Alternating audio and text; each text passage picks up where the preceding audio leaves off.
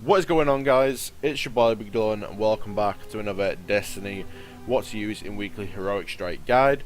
This is March the 7th to the 13th, so without further ado, let's get straight into it.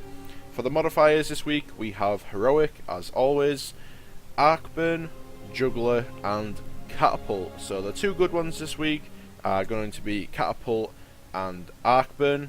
So taking all that into consideration, let's get into some of the weapons first that I would actually recommend using. Now, as far as primaries go, I'm being a little bit of an idiot there, I didn't even realise. Zalo Supercell. This thing absolutely shreds in Arcburn. Definitely, if you have this, use it. If you don't have the Zalo Supercell, again, I would always recommend a scout rifle or something like a hand cannon. Something that deals a lot of damage per bullet. Scout rifles have great utility in, PvE. Great range, very little damage drop off. That's why I do favour towards scouts in PvE. But if you do have the Zalo, definitely recommend using it. As far as special weapons go, anything is going to be usable as long as you have a arc burn on it.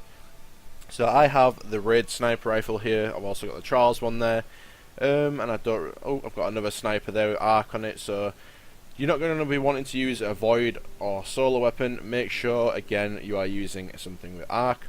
As far as heavies go, guys, you've got quite a few options. Now, if you don't have the Zalo and you're actually using a legendary primary, so say if I'm using a scout rifle, you could actually slap something like the Thunderlord on, or the Boltcaster Exotic Sword if you have it. These two will absolutely tear up in the strikes this week. Also, definitely recommend using some of these if you don't have the Zalo Supercell. If you are going to be using the Zalo, then just slap on, something like a legendary rocket launcher or a machine gun, whichever one you prefer.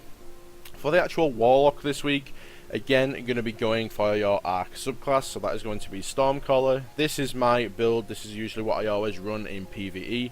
Storm grenades are absolutely amazing combined with Arc Web, as they actually chain to all the different enemies. I'm going to be putting Superconductor on there as well, so you can actually chain further when you're actually using your super. I like using Rising Storm also, just so I can actually charge my super if I do ever use my melee. Transcendence on there for the extra Stormcaller duration, especially that I'm using the Impossible Machines with the Landfall nerf that I just recently got, so the extra duration on there is really nice.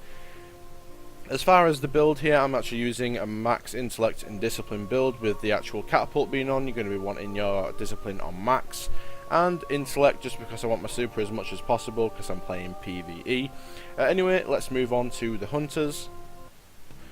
So for hunters, you're in a little bit of a dilemma this week. Obviously, Blade Dancer is your arc subclass. Now, Blade Dancer is probably one of the worst subclasses to use in PvE. In my opinion, it's probably the worst in the game, just because it doesn't have a lot of benefits. Obviously that's my opinion, but you could run double skip grenades if you use the exotic gauntlets, the Shinobi's Vow, but even then you're not really going to be dealing too much damage. You're just going to be throwing grenades. It's going to be sort of less effective in my opinion. So what I would run would be the Night Stalker.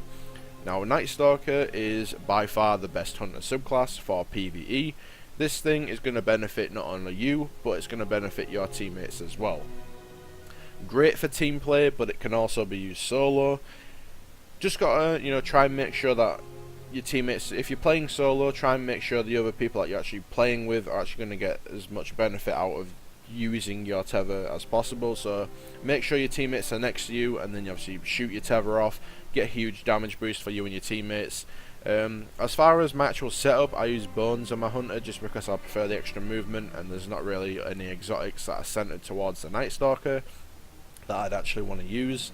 And I'm going for max intellect and discipline again, so I can get my super and my grenades as much as possible with catapult being on. This is my actual build. Make sure you've got Light of the Pack on. Predator, a very underrated perk. I never really see anyone using this. A lot of people still seem to use Shade Step in PvE, which I don't really get. You're going to be Shade Stepping out of Thrall. I mean, it's just sort of pointless.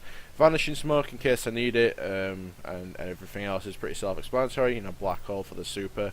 But anyway, let's move on to the Titans.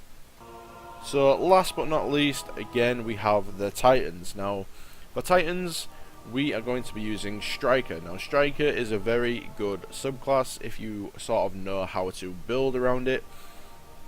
I personally like to go with lightning grenades. Now the reason for that is because I like to use aftershocks so they actually last longer. Now to get the biggest benefit out of aftershocks, we're actually also going to be using aftermath. So when we Titan Smash, our aftermath on the floor will last even longer, as well as our lightning grenades, because we are using the aftershocks perk. Very good, very effective. This is always my go-to. Now if you don't want to use this, if you're not comfortable with using lightning grenades and you want to sort of mix it up a little bit, you could run flashbangs. Flashbangs are actually really good. I do use them at times. They're actually pretty fun. You could actually spec it up a little bit differently. Maybe you could do something like that with shoulder charge flashbangs. You know, maybe have 2 of them on there if you're going to be using, let's say, an arc shotgun or something, and you want to run in, flashbang them, and then run in shoulder charge and just shoot them all in the face of a shotgun. That could be very viable as well. But if you're like me and you love Twilight Garrison so much that you can't stop yourself from using it, then this is what I would always use. That's always my go-to. I usually use Twilight Garrison just because I like the movement, I like to speedrun strikes and get them done as quick as possible, and then that is my subclass. Anyway guys, hopefully this gives you an idea on to what to actually use this week. Drop a like on the video if you enjoyed, subscribe to the channel for future content. Thank you so much for watching guys, and peace.